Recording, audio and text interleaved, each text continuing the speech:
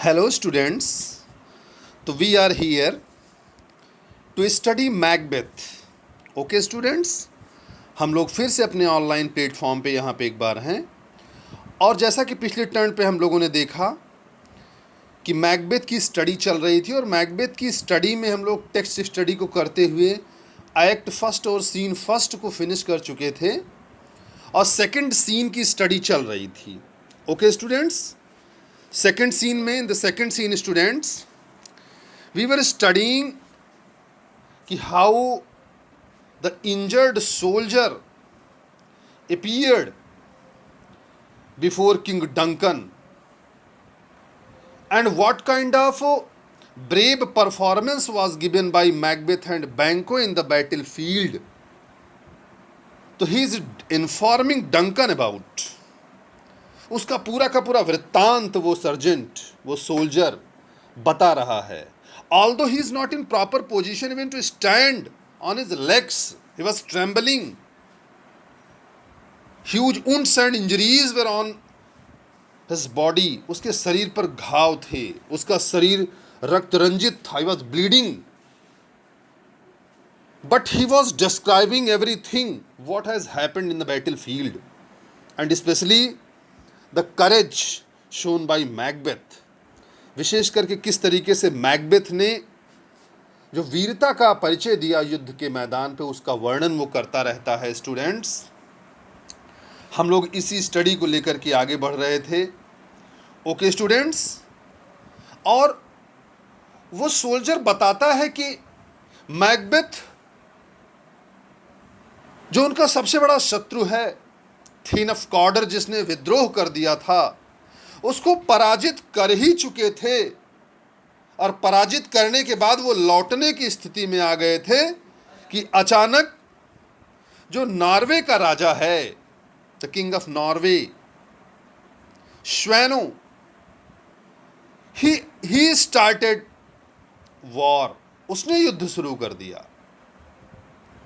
He came in the light, वो प्रकाश में आ गया। And Macbeth had to engage with him, और मैकबेथ को उसके साथ युद्ध में शामिल होना पड़ा। राइट स्टूडेंट्स, तो जब ये सुनता है डंकन कि एक युद्ध जीतने के बाद उस युद्ध को और लंबा किया जाने लगा नॉर्वे के राजा के द्वारा, तो वो प्रश्न करता है। स्टूडेंट्स, यहां से हम लोग फिर से स्टार्ट करते हैं। Yes students, the text is on your screen.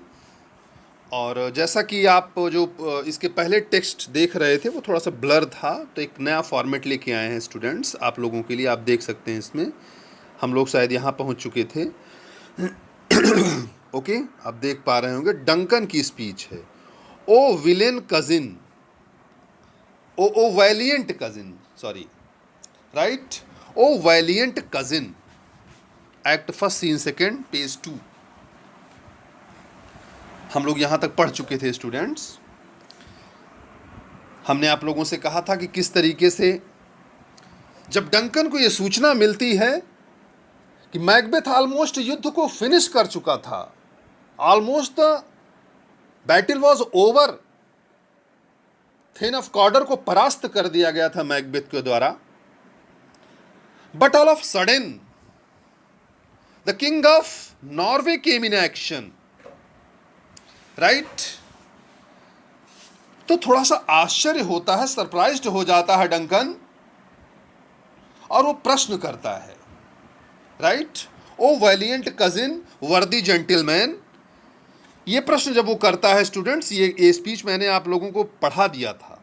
Right, हम लोग आगे बढ़ते हैं कि किस तरीके से डंकन के सामने जब ये बात आती है कि नॉर्वे के जो किंग हैं उन्होंने भी मैकबेथ के मार्ग में बाधाएं डाली, वो भी युद्ध के लिए आ गया, तो डंकन उस सोल्जर से पूछता है। स्टूडेंट्स, अब आपकी स्क्रीन पे वो टेक्स्ट है, आप देख सकते हैं। Duncan, dismayed not this our captain Macbeth and Banquo, means Duncan asked कि क्या नॉर्वे का राजा सफल हो गया डंकन और हमारे बैंको को अपने रास्ते से विचलित कर देने के लिए? The king of Norway got success to disturb the bay of Banquo and Macbeth? What has happened afterward, Sergeant? Can you please tell me कि really the power of Norway king has disturbed the bay and our Macbeth and Banquo felt any kind of disturbance? क्या हमारे बैंको और हमारे Macbeth को किसी प्रकार का अस्थिरता लगने लगी युद्ध के मैदान में? Any kind of problem they have felt? The king of Norway has created any kind of barrier in the way of victory? युद्ध के मार्ग में क्या नॉर्वे के राजा ने किसी प्रकार का व्यवधान उत्पन्न कर दिया? राइट स्टूडेंट्स, वो जो सर्जेंट है वो थोड़ा सा सटायरिकल टोन में बोलता है, कहता यस, हाँ महाराज, ही हैज डिस्टर्ब, उसने डिस्टर्ब तो किया और उसका असर मैकबेथ और बैंको के ऊपर पड़ा कैसे? Students, very satirical statement. And now not only this satirical statement, humorous statement you can say, थोड़ा सा हंसी वाला स्टेटमेंट आप इसमें देख सकते हैं. और न केवल थोड़ा सा आपको लाफर फील हो जाएगा, बल्कि you will feel in that लाफर the power of Macbeth and बैंको. इस स्टेटमेंट में आपको मैकबेथ और बैंको की पावर का भी एहसास होगा. जब वो कहता हाँ महाराज, sergeant said yes, as sparrow eagles, वैसे ही उसने डिस्टर्ब किया जैसे कोई नन्ही सी गौरैया किसी बाज को डिस्टर्ब कर दे. Is it possible students? Right, here eagle is being compared with Macbeth and little sparrow is compared with that Norwegian king, right? So now you can just imagine कि is it possible कि एक eagle is being disturbed by a sparrow? क्या किसी बाज जो इतना शक्तिशाली ताकतवर होता है, क्या उसको कोई गौरैया डिस्टर्ब कर सकती है? जैसे गौरैया किसी बाज को डिस्टर्ब कर सकती है, उतना महाराज उस नॉर्वे के राजा ने मैकबेथ को डिस्टर्ब किया. राइट, माने zero. Right, means zero disturb. What a comparison here students. कितना अच्छा statement William Shakespeare is really excellent in his dialogue delivery, specially by his characters. कितना बढ़िया डायलॉग्स का समायोजन करता है. स्टूडेंट, जब डंकन ने पूछा कि what kind of disturbance was created by Norwegian king in the way of battle, युद्ध के मार्ग में कितना डिस्टर्ब कर पाया हमारे मैकबेथ को, तो जवाब सर्जेंट का सुनिए and enjoy the dialogue of William Shakespeare. कहता yes, Macbeth was disturbed, but what extent was there? As sparrow eagles are here the lion. हाँ महाराज, उतना डिस्टर्ब किया जितना किसी बाज को कोई गौरैया कर देती है या किसी शेर को कोई खरगोश डिस्टर्ब कर सकता है. Right students, means here a rabbit, here this hare is being compared with enemy Norwegian king and lioness Macbeth. So now easily you can students imagine कि lion can never be disturbed by a hare and an eagle can never be the obstacle in the way of any means ultimately the single target William Shakespeare has here in this dialogue कि there was no disturbance, effectless, there was no effect of any kind of power on Macbeth and Banquo. बैंको के ऊपर किसी प्रकार का कोई असर ही नहीं हुआ. स्टूडेंट्स, और वो थोड़ा सा ह्यूमरस अंदाज में कहता महाराज उतना ही असर हुआ जितना किसी बाज पर किसी गौरैया का या किसी शेर पर किसी खरगोश का होता है, right. If I say sooth I must report they were as cannons overcharged with double cracks. And if I say smoothly, if I say honestly, sergeant is delivering. If I am very honest in my sentences, if I am very honest in my opinion, अगर मैं बड़ी ईमानदारी से कहूं महाराज, तो as cannons overcharged double cracks, दोहरी ताकत के साथ जैसे कोई तोप टूट पड़े, कोई तोप से गोले निकलने लगे, वैसे ही दोहरी ताकत के साथ मैकबेथ और बैंको उस सेना पर टूट पड़ी। Double charge, as a cannon over charge, right. जैसे कोई तोप गर्जना करती हुई दोगुनी ताकत के साथ, right. They have just started cracking, दगने लगे जैसे युद्ध के मैदान में दोहरी तोपों के साथ, जैसे युद्ध की सेना पर टूट पड़े हमारे Banquo and Macbeth. So they doubly redoubt stroke upon the foe, double power was applied on the foe. Foe means enemy. Means Macbeth and Banquo charged double on the enemy. शत्रुओं पर दोहरी ताकत के साथ, double cracks. So they doubly redoubled stroke upon the foe, except they mean to bath in raking wounds. Right? Students, these lines are saying, hyperbole. This statement is giving the impression of hyperbole. Except they meant to bath in reeking wounds. They have bathed in blood, right? They were injured. वो घायल थे, लेकिन उनका शरीर ऐसा लग रहा था जैसे रक्त में नहा लेना चाहता हो। They wanted to bath in blood. वो ब्लड में नहा लेना चाहते थे। Except they mean to bath in reeking wounds. जो घाव थे और घावों से निकलने वाला रक्त था, उस रक्त में वो स्नान करने के लिए तैयार थे। कौन students? Banquo and Macbeth. Now dear students, you can easily understand what kind of a power Banquo and Macbeth had as a soldier and as a general of army. एक आर्मी के योद्धा के रूप में, एक आर्मी के अगुआ के रूप में कितनी ताकत थी उनके अंदर और युद्ध में कितनी प्रवीणता और निपुणता थी, इसका अंदाजा आप इस सर्जेंट के, इस कैप्टन के स्टेटमेंट से लगा सकते हैं। जो सैनिक आया है युद्ध के मैदान से, जो कैप्टन आया है, किस तरीके से वो बखान कर रहा है मैकबेथ और बैंको का, राइट। और memorise another Golgotha, and this sergeant is saying that if you watch it, the scene of Golgotha was presented in the battlefield. Students, Golgotha, I am just repeating again and again this name. Golgotha is actually the symbol of bravery in the battlefield. युद्ध के मैदान में, बहुत भयानक युद्ध के मैदान में अदम्य साहस के परिचय का प्रतीक है, राइट।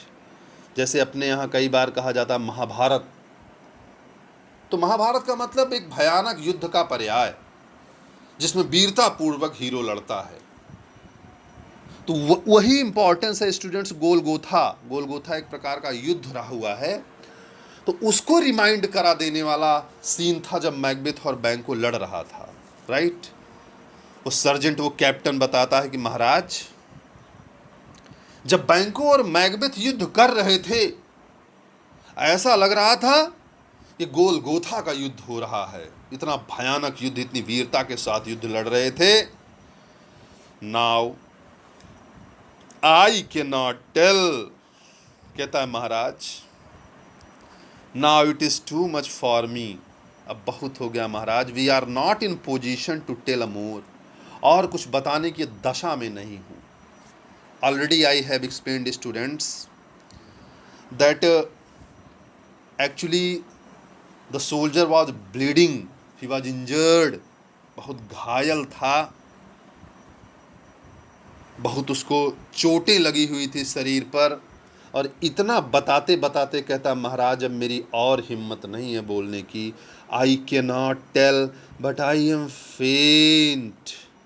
राइस स्टूडेंट्स कहता है कि अब महाराज मुझ में सांस नहीं ले पा रहा हूँ।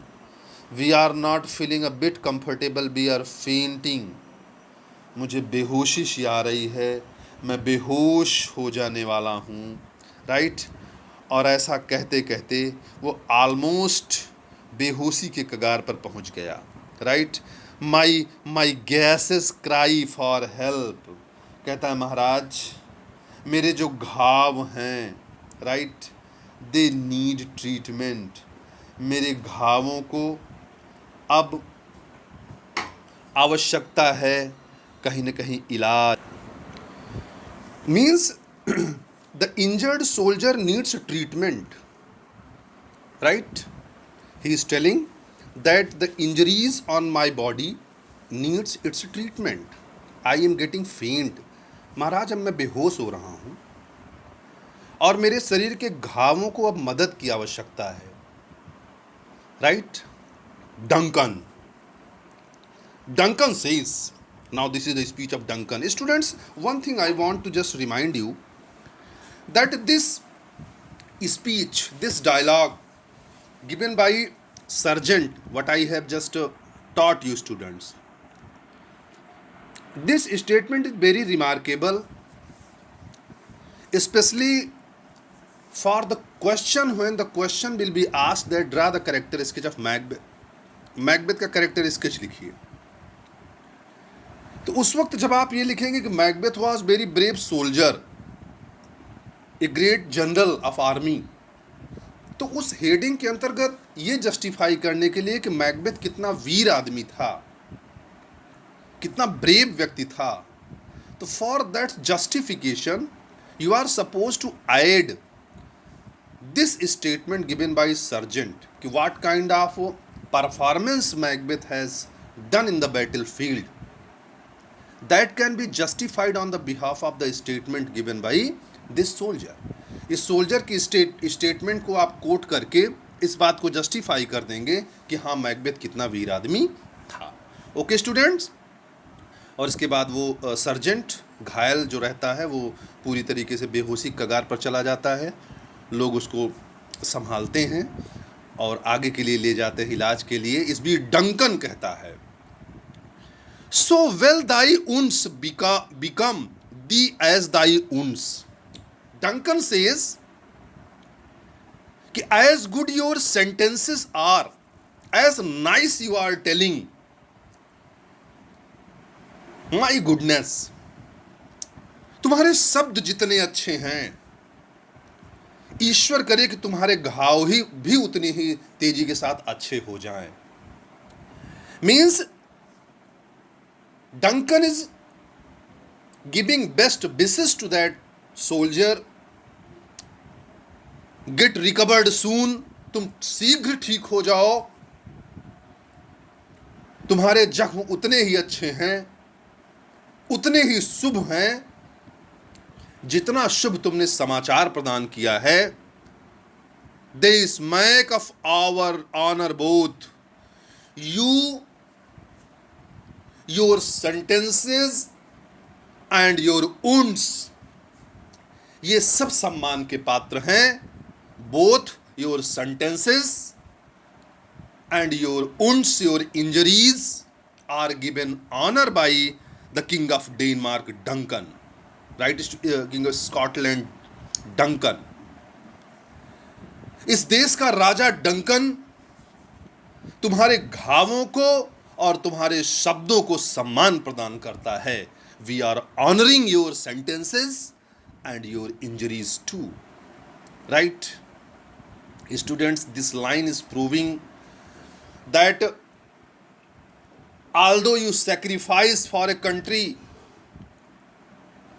although you get injured in the battlefield, but if you have fought bravely, you will be honored.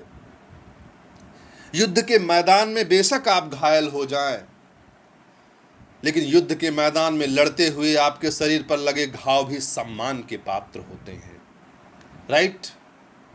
यदि आपने वीरतापूर्वक युद्ध किया है तो आपके शरीर पर लगा हुआ एक एक घाव सम्मान के लायक होता है। स्टूडेंट्स, आपने देखा होगा अपने देश में भी कितने लोग शहीद हो जाते हैं, उनको मरणोपरांत पुरस्कार दिया जाता है, परमवीर चक्र से सम्मानित किया जाता है, कि मृत्यु के बाद भी उनका सम्मान कम नहीं होता है। तो वही चीज डंकन यहाँ पे शो करता है, अपना रिस्पेक्ट, अपना ऑनर उस सोल्जर के लिए, कि तुम्हारे वाक्य और तुम्हारे घाव दोनों आदर के पात्र हैं। They deserves honour and respect, go get him surgeons. And Duncan orders his attendants कि गेट हिम सर्जन्स, जल्दी से सर्जन्स की व्यवस्था करो, जल्दी से चिकित्सकों की व्यवस्था करो और ले जाओ इसको इलाज के लिए। इसी के साथ एग्जिट कैप्टन विद अटेंडेंट्स, और इसी के साथ वो जो सैनिक है, वो जो कैप्टन है, वो बाहर चला जाता है। और उसके जाने के बाद inter Ross and Angus, right? इसके बाद दो कैरेक्टर्स की नई एंट्री हो रही है। स्टूडेंट्स, आप देख पा रहे हैं कि एक के बाद एक नए नए कैरेक्टर इसमें जुड़ते चले जा रहे हैं। अब एक नए कैरेक्टर की एंट्री होती है स्टेज पर। अभी डंकन अपने पुत्रों के साथ बैठा ही हुआ है। सोल्जर जो बेहोश हो रहा था उसको नौकर लेकर के, पकड़ करके, सहारा दे करके चिकित्सा के लिए ले जाते हैं। For the treatment he was sent. And now on the stage two characters, two another important characters came on the stage. दो और कैरेक्टर स्टेज पर आते हैं students.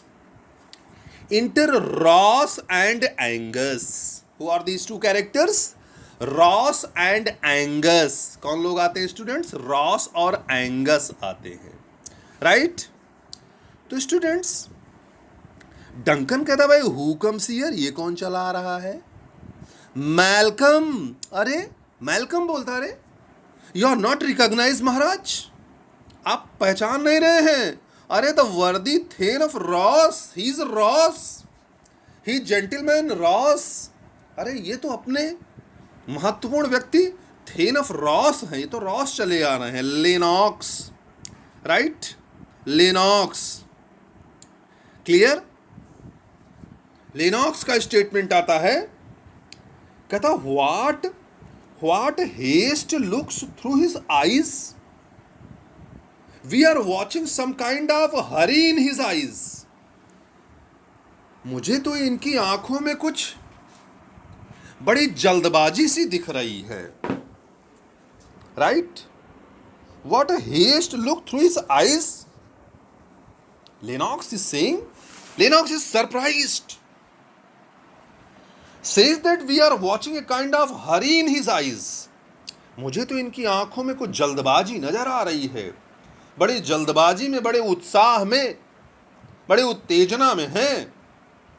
So should be look that seems to speak thing strange, and I think कि he want to state something strange and surprising. मुझे तो लग रहा है कुछ बेहतरीन, उत्साहवर्धक और कुछ विचित्र चीज ये बताने वाले हैं। जो जल्दबाजी, what kind of Hari is being seen in his eyes, what kind of excitement and wonder is being shown in his character, in his appearance, in his approach. इनके अप्रोच में, व्यक्तित्व में जिस तरीके की जल्दबाजी और उत्साह नजर आ रहा है, it seems he has some special information, right? And meanwhile enter Ross, और इसी बीच रॉस की एंट्री हो जाती है, राइट? कौन आता है स्टूडेंट्स? Enter Ross. और ऐसा सोच ही रहे होते हैं डंकन कि किसकी एंट्री हो जाती है स्टूडेंट्स? रॉस की एंट्री हो जाती है। रॉस आते ही, जैसा कि एक परंपरा है राज दरबारों की कि कोई भी व्यक्ति आता है तो सबसे पहले महाराज की जय हो कहता है। ओके स्टूडेंट, रॉस कहता है कि महाराज की जय हो।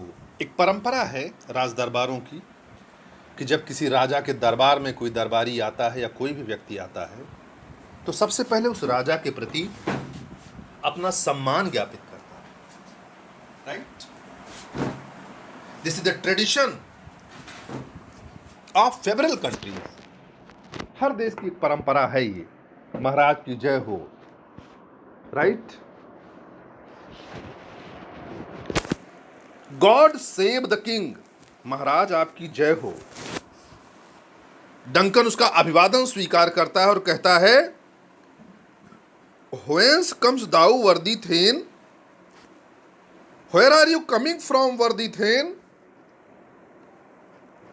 ओ थेन, ओ रॉस, कहां से चले आ रहे हो, where are you coming from, so in hurry and worry, इतनी जल्दबाजी में दिख रहे हो, आखिर कहां से चले आ रहे हो। Ross starts informing, and now students, Ross statement is formal statement. Now the information which is being served before Duncan by Ross, so this is the official statement you are going to just encounter students. Students, यहाँ पे Ross जो statement देने जा रहा है official statement है। कहता महाराज from 5, we are coming from the place 5। एक स्थान है जिसका नाम है 5। क्या नाम है? 5 is the place where battle is taking place, actually जहां युद्ध हो रहा है उस स्थान का नाम है 5। कहता है महाराज ग्रेट किंग, महाराज वी आर जस्ट कमिंग, अभी अभी तो मैं चला आ रहा हूं from 5, where the Norwegian banners flood the sky and fan our people cooled.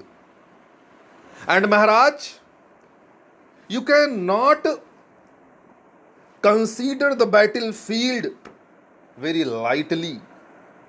युद्ध के मैदान को आप हल्के में मत लीजिए। We are coming from that 5 place where the banners of Norwegian army is being floated in the sky. आसमान में नॉर्वेजियन सेना के ध्वज फहरा रहे हैं। नॉर्वे का राजा युद्ध कर रहा है और उसकी ध्वजा फहरा रही है, और उसकी ध्वजा से जो हवा निकल रही है ना, and fan our people cold, हमारे लोगों के शरीर का रक्त ठंडा हो जा रहा है। मीन्स भयानक युद्ध चल रहा है, बड़ी वीरता के साथ नॉर्वे का राजा युद्ध कर रहा है और भयानक जनधन की हानि हो रही है। Students, a kind of terror is being created in our army. अपनी सेना में भय व्याप्त कर दिया है उसने, कोल्ड कर दिया है अपने लोगों को। And students, Ross is informing Norway himself with terrible numbers, and the army of Norway, the king of Norway with his terrible numbers of army man, बहुत ज्यादा भयानक संख्या में जो उसके सैनिक हैं, assisted by the most disloyal traitor, उसकी मदद की गई है एक डिसलॉयबल ट्रेटर, मीन्स अविश्वसनीय दुष्ट व्यक्ति, हरामखोर व्यक्ति। एक बड़ा ही अविश्वसनीय व्यक्ति हमारा अपना रहा है जिसने उसकी मदद की है। And who is that? The thane of Cawdor. The king of Norway is being assisted and supported by the thane of Cawdor, who is disloyal, जिसने गद्दारी की है। Right, and with the help of thane of Cawdor, Norwegian army is just fighting in the battlefield. Very terrible and fearful atmosphere was there in the battlefield. बड़ा भयानक वातावरण था उस युद्ध के मैदान में। And began it small conflict, बड़ा भयानक संघर्ष प्रारंभ हुआ है in between the Norwegian army assisted by Thane of Cawdor and Macbeth. Macbeth और नॉर्वे के राजा के बीच भयानक युद्ध संघर्ष शुरू हुआ until the Bellona bridegroom lapped in proof. But students, this statement is what an excellent art William Shakespeare has. When he appreciate Macbeth art of battle, जब Macbeth के युद्ध कला की प्रशंसा करता है तो कहता है कि महाराज, the appearance and the character shown by Macbeth in the battlefield is just like the bridegroom Bellona's. Bellona's students, Bellona का मतलब होता है युद्ध की देवी। कहता है मैकबेथ उस वक्त जैसे युद्ध की देवी का पति हो, युद्ध का देवता हो, राइट? ऐसा लग रहा था जैसे वो युद्ध की देवी मेलोना का हस्बैंड हो, युद्ध का देवता नजर आ रहा था। He was not a common man at that time, वो सामान्य योद्धा नहीं नजर आ रहा था। ऐसा लग रहा था जैसे युद्ध का देवता स्वयं उतर आया हो, the god of battle, just like the husband of students Bellona, जैसे बेलोना का सीधे पति उतर आया हो। इतना भयानक स्वरूप था मैकबेथ का उस वक्त युद्ध के मैदान में। Students, again the statement of Ross is also very remarkable when you are giving the character sketch of Macbeth. जब आप मैकबेथ का कैरेक्टर स्केच करने लगे स्टूडेंट्स, उस वक्त ये स्टेटमेंट भी बहुत काम आने वाला है। इसमें भी मैकबेथ की ब्रेवरी का वर्णन किया गया है, राइट? और कॉम्पिटिटिव एग्जाम्स के लिए भी ये स्टेटमेंट बड़े इंपॉर्टेंट होते हैं कि विलियम शेक्सपियर ने मैकबेथ की तुलना किस योद्धा से की है, किस रूप में किया है। तो उसमें स्टूडेंट्स को याद रखिएगा, बेलोनास ब्राइड ग्रूम, ऐसा लग रहा है जैसे बेलोना का दूल्हा उतर आया है युद्ध के मैदान में। And confronted him with his self comparisons, right? कहता है कि there is no comparison of Macbeth, इस कला में मैकबेथ की कोई तुलना ही नहीं है, right? He himself is the competitor, वो अपना कंपटीटर स्वयं है। There is no comparison of Macbeth in the battlefield, युद्ध के मैदान में मैकबेथ की कोई तुलना ही नहीं हो सकती किसी से, right? In the art of battle, as the character of courage, he himself is the competitive of himself, वो खुद का कंपटेटिव खुद है। Nobody is in his comparison. Point against points, students, ये पॉइंट जो तलवारों की नोक है वो पॉइंट है, राइट स्टूडेंट्स? कहता तलवारों की नोकें तलवार की नोकों से टकरा रही थी। Point against point, rebellious arms against arms, और उन विद्रोहियों के शस्त्रों से टकरा रहे थे, खनखनाने की आवाजें आ रही थी। तलवारें तलवारों से टकरा रही थी, भाले भालों से टकरा रही थी। युद्ध के जितने अस्त्र शस्त्र हैं वो अपने समान अस्त्र शस्त्रों से घनघनाते हुए युद्ध कर रहे थे। Students, terrible kind of atmosphere is being presented by William Shakespeare. What kind of a struggle was going on in the battlefield? युद्ध के मैदान में किस तरीके का दृश्य है स्टूडेंट्स? तलवारें तलवारों से टकरा रही हैं, भाले भालों से टकरा रहे हैं, खंजर खंजर से टकरा रहे हैं। Point against point, rebellious arms against arm, curving his lavish spirit, and to conclude the victory of fell on us. And finally, what is the result of this battle?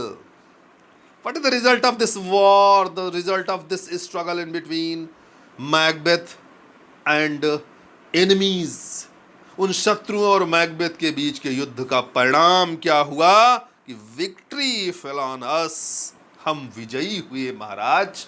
Macbeth defeated the enemy, Macbeth ने शत्रुओं को परास्त कर दिया. अंत में Macbeth की जय जयकार हो गई. डंकन सुनकर के गदगद हो जाता है. डंकन ग्रेट हैप्पीनेस, अरे ये तो महान आनंद की बात है, right. This is great happiness we are feeling Ross. Duncan एकदम गदगद है. कहता रॉस मेरे आनंद का ठिकाना नहीं है. रॉस कहता है दैट नाउ, बट महाराज, लेकिन महाराज,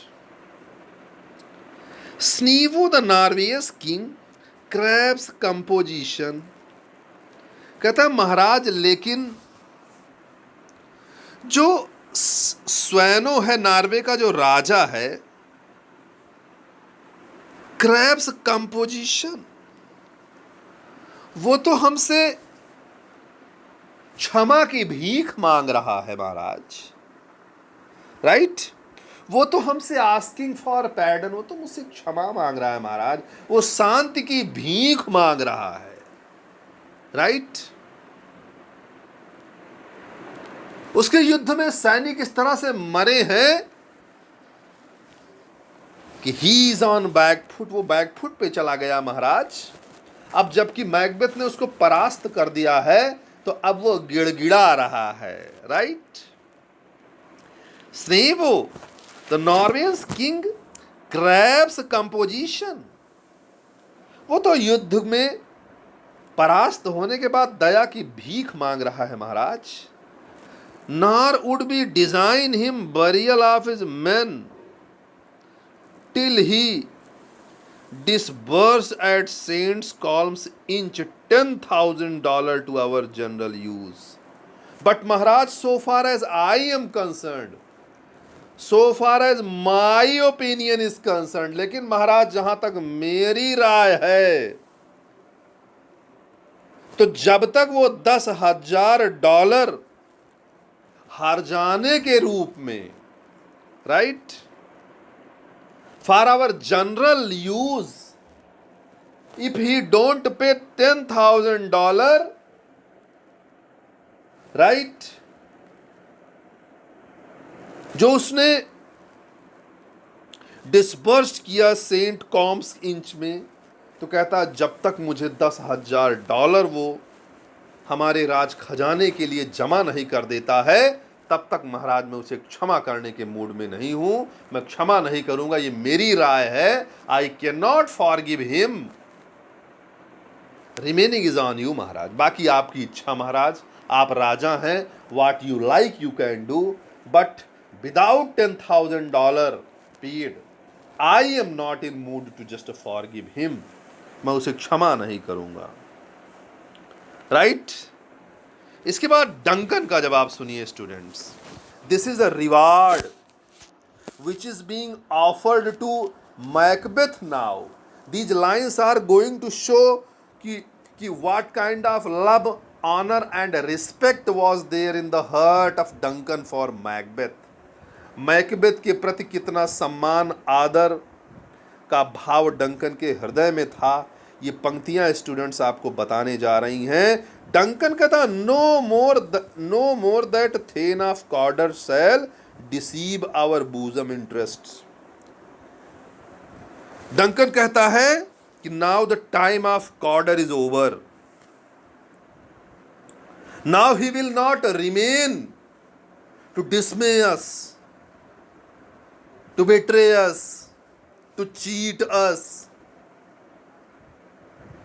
अब बचेगा नहीं थेन ऑफ कॉर्डर हमको धोखा देने के लिए, to deceive us, to disloyalty performance. He will not remain now, his game is over. उसका खेल खत्म हो चुका है, right. Go pronounce his present death अरे Ross, we are ordering you, मैं तुम्हें आदेश देता हूं कि go and sentence for death, उसे मृत्युदंड दो। His game should be over soon, उसका खेल तो शीघ्र समाप्त होना चाहिए। He is not liable to be forgiven,